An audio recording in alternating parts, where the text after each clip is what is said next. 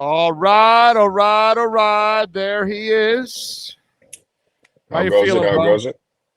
Cool, man. It's nice being back in California. Nice being back home. First time in this stadium. Beautiful stadium.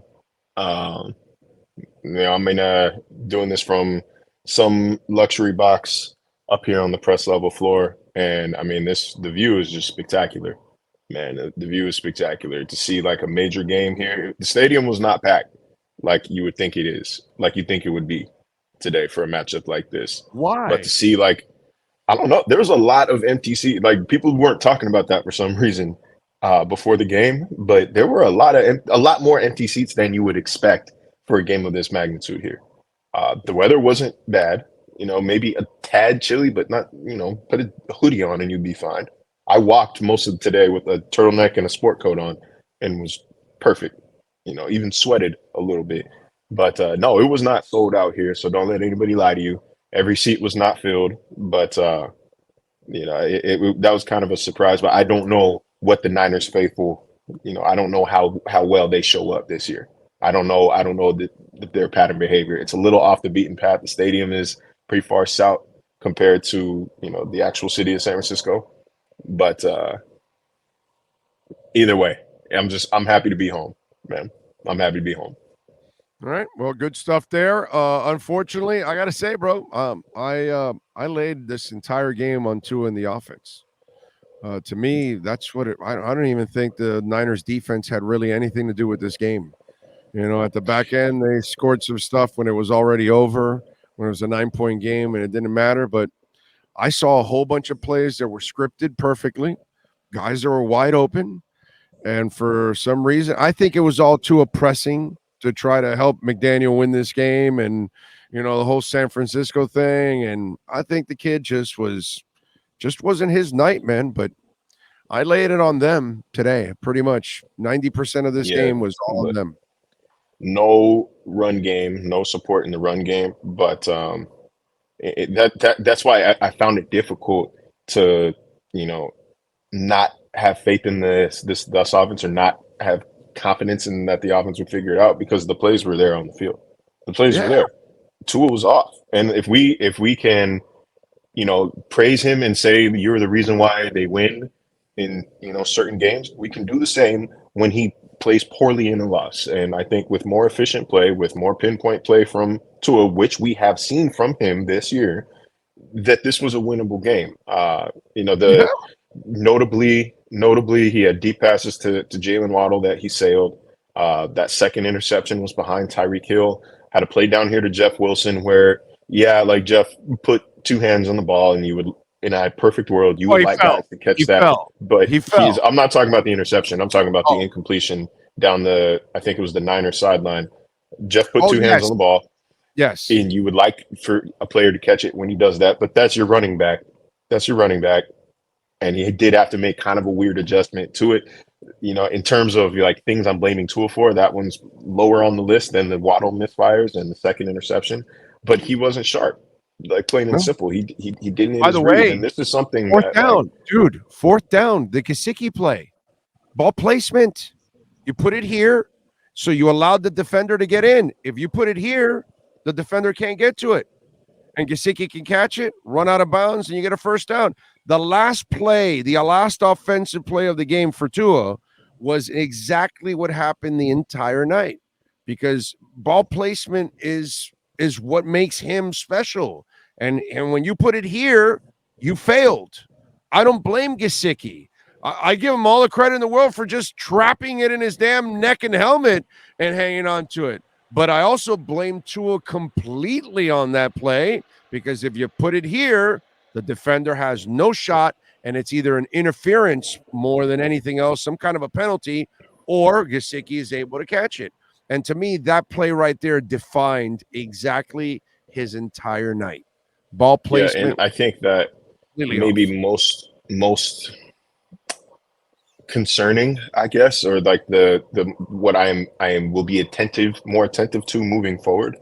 I tweeted it earlier in the game that Tua needed to be able to create outside the structure, and what makes this offense great is a combination of Tua's anticipation for throwing windows opening up and his rhythm, and Mike McDaniel's scheme, and rhythm and timing being created in the first place. He's scheming guys open, and then Tua sees it. Like they are the chemistry there, the what's it called, synergy there is what makes this offense good. But what San Francisco did is they took that first read away, they took that second read away.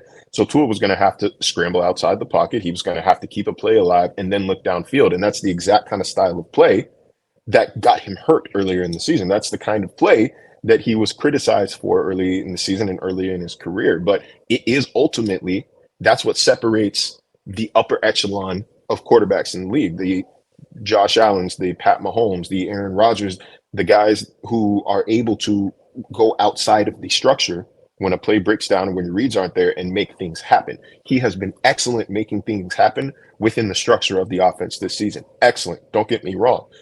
This was an opportunity today where he had to go outside of that, and he was not sharp today. I'm not saying he's not capable of doing that in the future, because he read the field well enough. He read it well enough. Like, I don't think his decisions were bad.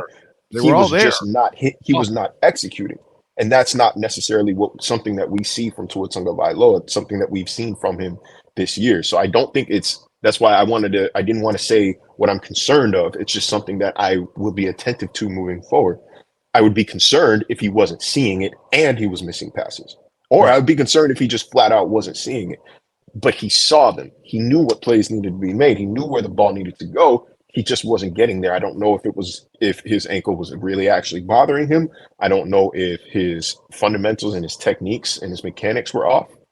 But for whatever reason, he wasn't making the plays that he did know were there. And that is going to be ultimately, people can criticize Tua, people can put him in whatever category they want and say, he's this, he's that, he's not this, he's not that. But what is going to keep him on this side of the upper echelon, the truly upper echelon quarterbacks in the league, is his ability to create off platform and create out of the structure.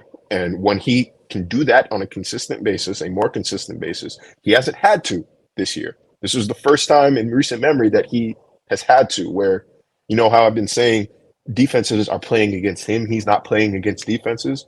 It was the other way around today. It felt like he was playing against the defense today. He was reacting. He was trying to find holes instead of knowing, I'm going here, I'm going there. Tyreek's going to be there. Jalen's going to be here. Trent.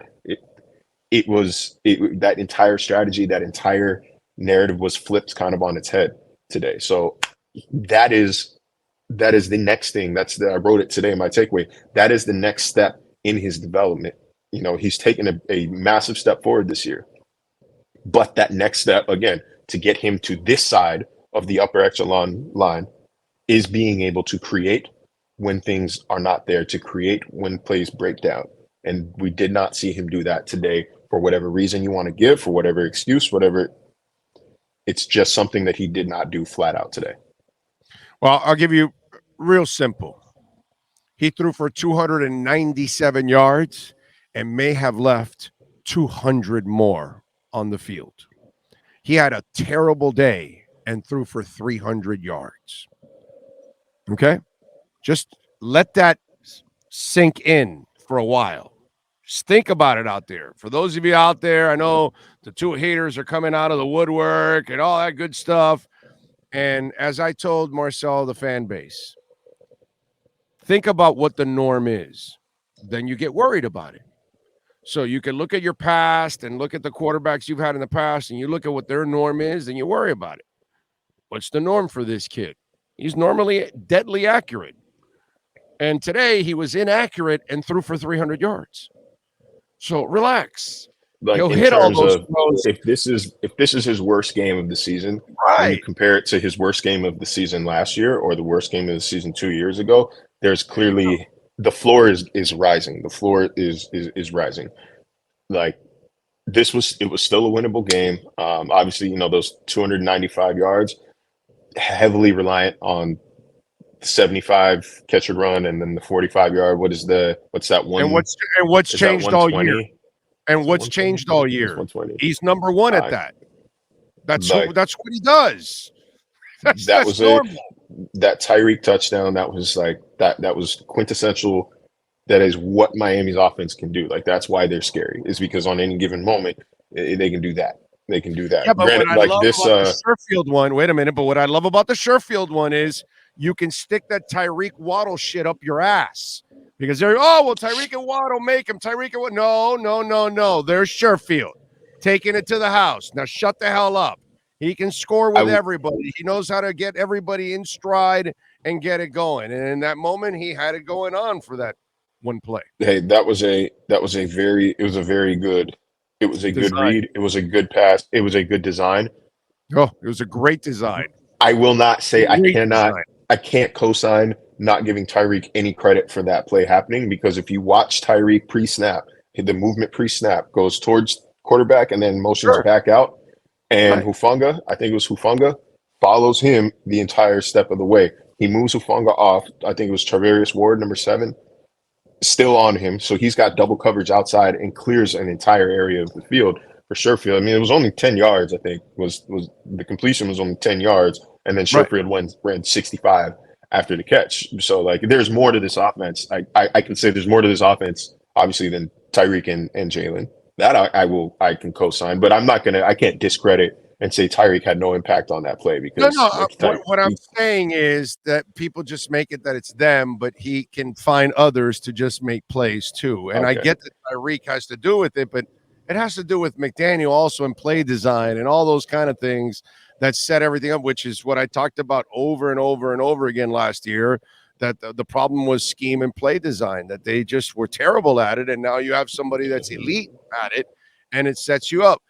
Again, what's the norm? What you watch today? No. What's the norm? All the other things you've watched pretty much when he's playing in this system. I actually think this makes it, I feel better about next week if I'm a Dolphins fan. Why? Because you thought it was going to be all about Bosa and all that crap and all the pressure and all that. And it really wasn't that Tua was under all this duress and he had to get rid of the ball 100 times. No, he had enough time to make throws. Guys had enough space to make all the throws. It wasn't like DBs were draping all over. No, it was just Tua was way off one way or another every goddamn time. That's it. It's all Bosa, I mean, Bosa did very much have 3 sacks though. So like it wasn't all game in his face pressure. Like I think 7 in 36 dropbacks, which that's you can live with that. Without Teron Armstead, you'll live with that. But when Bosa got home, he got freaking home. Like when he was there, he was there. One of them was late. One of them was late when the game was over, and the other one, brother, you put Wilson and the fullback. Come on, dude. That was poor. I think that was when we saw. I don't know if we actually asked him, but I think that when you when that clip of Mike saying "I effed up," that he was caught on the sideline. I think that might have been it. I don't remember the exact timing of it, but yeah, shedding Wilson and Ingold over to Bosa was not something Christmas. That they should do in the future. Here's a gift. Here's a gift, Mr. Bosa. That was just stupid right there. Listen, I like McDaniel, but that was just dumbass, play calling. That's not how you protect Tua. Sorry. Where I would be concerned for the Dolphins next week is what the hell they're going to do with Austin Eckler, because Christian McCaffrey, obviously an excellent player, don't get me wrong. He had 8 catches today. I would be willing to say that on at least 6 of them, he was by himself. He was by himself. He was lost, or the defense just lost him coming out of the backfield. And that's, you have to know where 19 is at all times. You have to know where 22 is at all times. And obviously when he gets the ball in his hands in space, then that's him at his most dangerous. So it wasn't like he was just routing people up in the slot or like he was shaking himself free. He was just simply wide open. Brock Purdy didn't have to do much today. And also that brings me to the next point, because Dolphins fans, like, it's going to be a long week. It's going to be a long week. You're going to hear a lot of third string rookie quarterback jeers. You're going to hear a lot of them. It happened. Like, there's nothing you could do about it. But people need to give Brock Purdy the respect he deserves, because he was out there hooping today. He was out there. He was very impressed. His pocket presence was great. His escapability was great. His ability to hit windows. His decision making was quick. Right? Like, You heard? He was granted, white. yeah. That's And all. look, and there was no. I assume there wasn't a whole lot of preparation for Brock Purdy, and I think he's more mobile than Jimmy Garoppolo is. But give him credit where credit is due. This system, Kyle Shanahan's system, similar to Mike McDaniel's, it protects a quarterback. It protects quarterbacks. There's a lot of motion. It creates a lot of separation and throwing windows. You do have to be able to process and read the defense, but it is a system that it's kind of plug and play.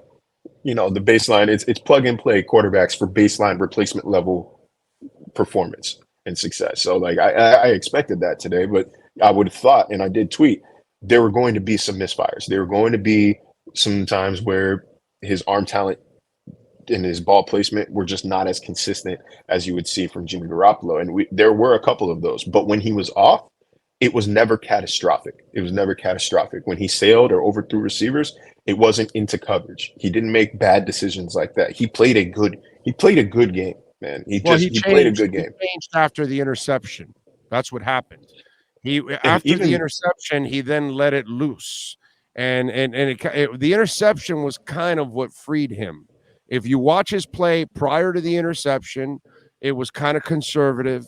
You watch it after the interception, it was almost like, all right, you made your mistake. Let's go. Let it go. Fly. Let's go. And you can see. And by the way, you looked at his face.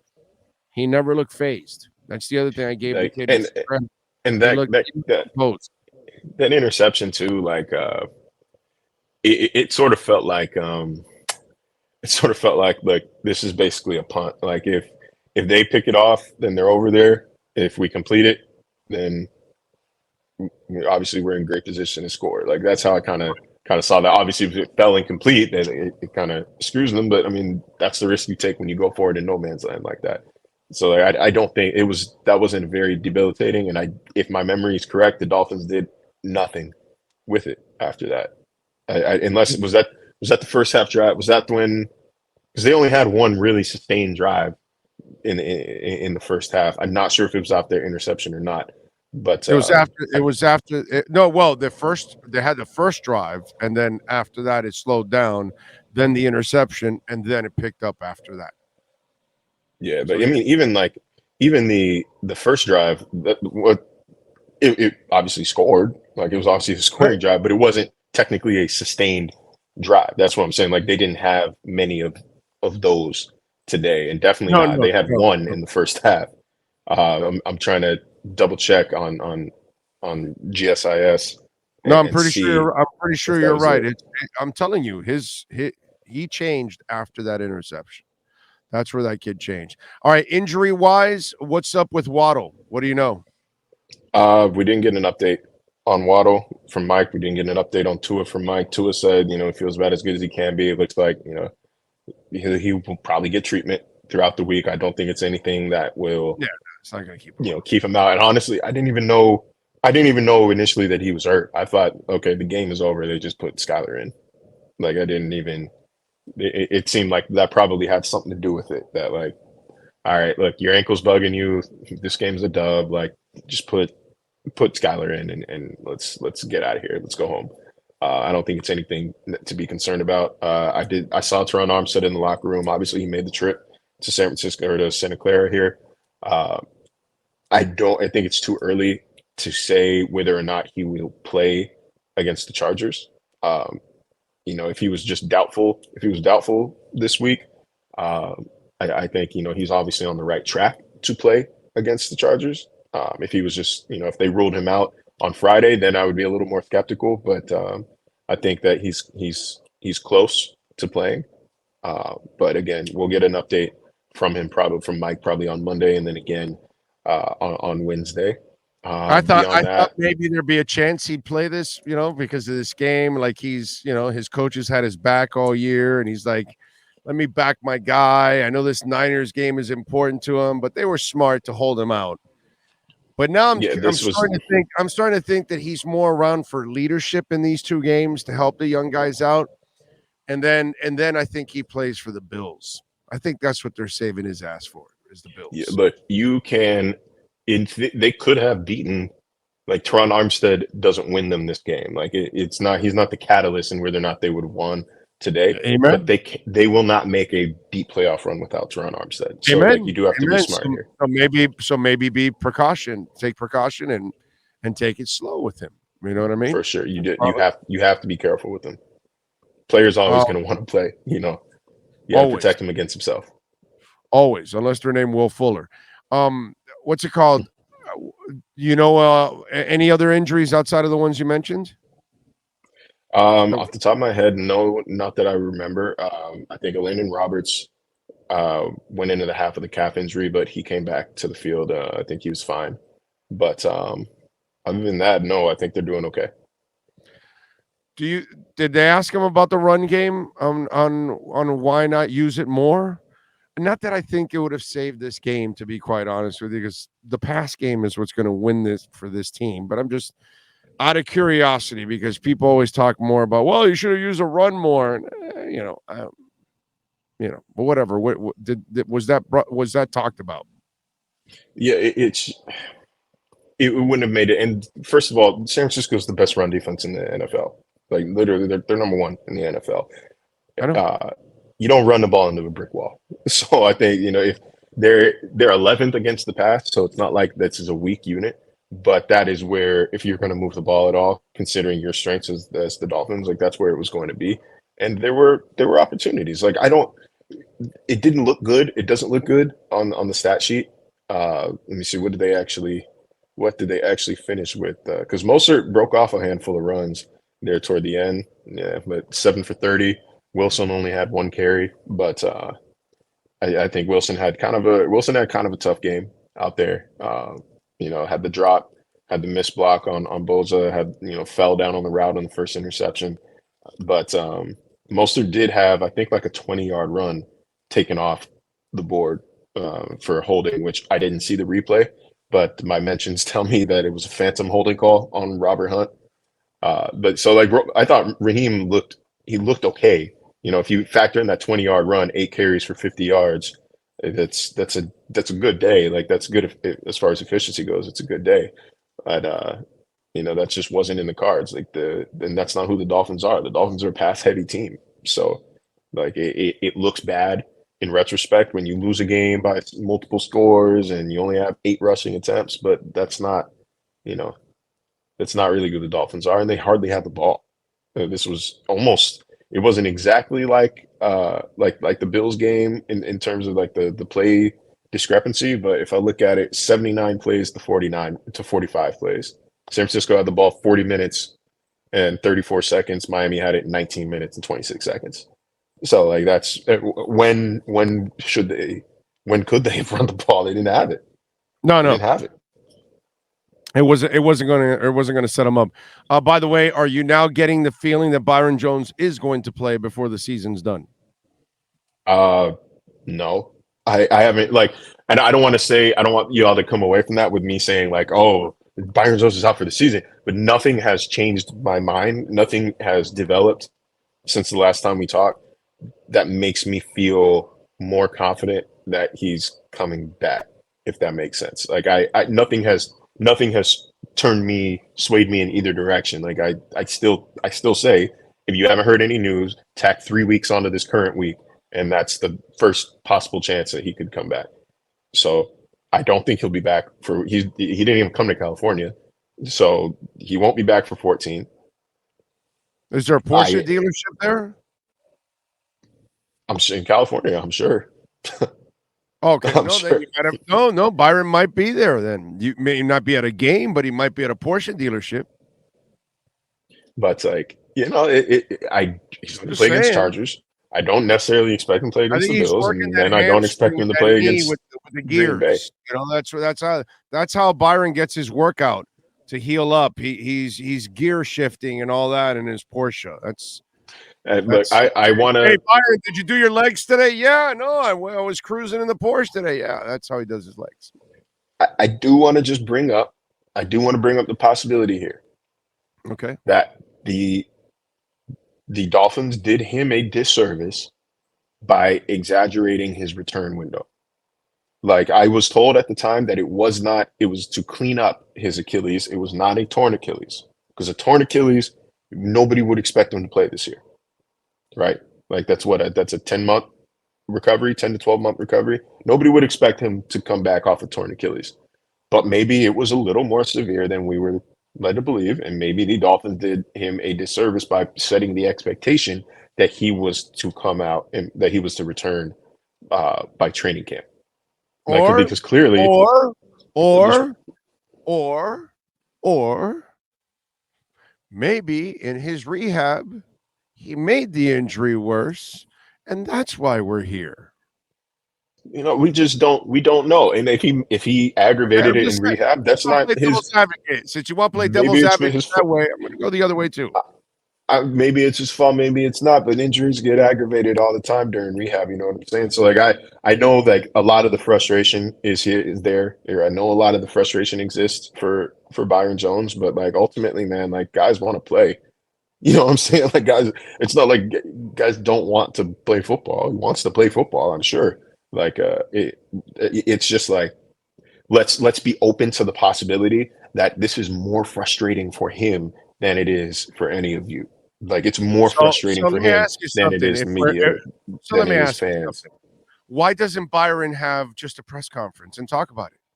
It's his. It's When have his you ever injury. seen somebody do that? Well then, Well, guess that's what? not people don't do Then, that. then, then deal with the guessing and the innuendo and the people thinking that you're dogging it, and that's how it goes, bro. You want to put out the fire, then stop sending out mixed signals. And if you're not willing to stand up and talk about it, then guess what? It starts to look a little fuzzy, little gray. You know what I'm saying? And No, that's the problem. it would be nice. It would be nice to hear from him. It would be nice to get, full clarity on the situation, but that's not how the game works. You know what I mean? Like we didn't get a press conference from Will Fuller. We don't get press conferences from, I guess like Keenan Allen technically did when his hamstring got worse, but he wasn't on injured reserve if I remember correctly. I'm sure. You know what? If I start thinking about it, I think I've probably talked to guys during their rehab. I think it's happened before that people have, hey, yeah, I'm still in the process, haven't gotten back yet, still working on it, yada yada yada, whatever. But I mean, if you want to end all speculation, and if it was really a tear and it wasn't a sprain and wasn't a cleanup or whatever, well, then you know what you need to do? Not just clean up your injury, but clean up the atmosphere and say, hey, you know what? I had a tear, man, and no tear was ever going to be ready then. And I don't know why anybody said in September, but I'm still trying to work my way back. Or we thought we would be ready, but we had several setbacks. Yeah, Say it would something. be, but also, that create the lack of information and the lack of clarity. Uh, what's the phrase? I feel like I'm gonna butcher it here, but the gist of it is like it's better to let people think you're dumb than to open your mouth and prove them right. So like it's better like people can say and I see what you believe like this is what's wrong with him, this is that, and the third, but by not actually coming out and saying that, by McDaniel not coming out and saying, yeah, he had a setback, or like, yeah, it tore, it got word, this and that, it's keeping his value more or less unknown. It's not tanking his value by saying, yeah, that Achilles was actually torn up. I don't know if it's going to be the same anymore. Because then if they try to let him go, if they try to trade him, nobody wants to trade for that. And then it protects him. It helps him in the future because if he wants to go sign with the team and the 31 other teams see the Dolphins coming out and saying, yeah, he tore that shit up. Like, yeah, his Achilles is, roast beef at this point. Like, then it hurts his future potential as well. So like the best possible thing to do for Byron's future is to just say nothing and keep it pushing. All right. Well, then, got to deal with it. All right. Follow him on Twitter at Marcel_LJ. Catch his work there at ESPN. Marcel, safe in your travels, you lucky bastard, hanging out in California. We will talk to you throughout the week in Los Angeles, you bastard. Absolutely, man. In and out over and under was at 4.5. Already hit one yesterday. You're I gonna hit think I'm gonna take the Roscoe's. over. You're gonna hit Roscoe's. I don't know, maybe, bro. Like I try to stay away from ratchetivity though, and PNB just got shot over there. So like Hey, we'll see. We'll see. You're gonna I've miss been it. to Roscoe's though. That's Like the thing. Like it's awesome. I'm from California, but like I was born in LA. Like I've been to Roscoe's plenty of times. Like so, like I don't feel the need to go Okay. All right, go Mr. see Big the Shot. Walk of Fame, go see the Hollywood sign, go see No, no, this I'm that. not. Like I'm not. No, it's no, gonna no, be no. I cool to don't care about see. I love it, but like it's I'm a just fat I'm guy. I'm back talking home. about food, okay? I'm not walking around the Hall of Fame. I'm talking food. I'm fat here, okay? Man, Roscoe's. there used to be this spot, man. There used to be this spot called Komodo's or Komodo in LA. Not the Komodo that's in Miami. It was an Asian fusion joint. It was a food truck and they got a brick and mortar eventually. And they used to have this burrito. And anytime we were in LA for any reason, didn't matter where we were going, where we were staying, we were heading up to Pico, to Pico Drive for Pico Boulevard, and we were getting the breakfast burrito. It came with sirloin steak. It was like quail egg, cheese, tots in there. They used to have this thing, they called it a Brutus salad, and it was tots with, same scrambled quail eggs, sirloin steak, garlic aioli, like crazy, bro, just crazy. And they went out of business. They weren't broke. Like it wasn't like they got priced out. Like based on what I remember, they just didn't want to do it anymore. And so they went out of business and that was that. Like they didn't reopen shit. That breaks my heart that I can't go see that. That I can't go Happens all there. the time. Happens all the time. All right, we got to move on to Shad. Marcel, thank you, my brother. Be safe. We'll talk to you throughout the week in Los Angeles. All right? Yes, sir. Y'all take it easy. You got it. There you go. You now have the edge. And don't forget 78 calories, delicious, smooth, and zero aftertaste. That is Edge Energy Drink. And use our code Big O. You'll get 10% off. Go to myedgedrink.com for the finest energy drink on the planet. Zero aftertaste. Zero. It's delicious, it's smooth, and it's a great elixir. Use my code Big O. Get 10% off myedgedrink.com. You now have the edge on the Miami Dolphins with the Edge Energy Drink Miami Dolphins Report featuring ESPN's Marcel Louis-Jacques. Get the energy drink that's delicious and smooth with zero aftertaste. You can only order Edge Energy Drink at myedgedrink.com. That's myedgedrink.com. Here we go. Time for hijinks with Joe Shad.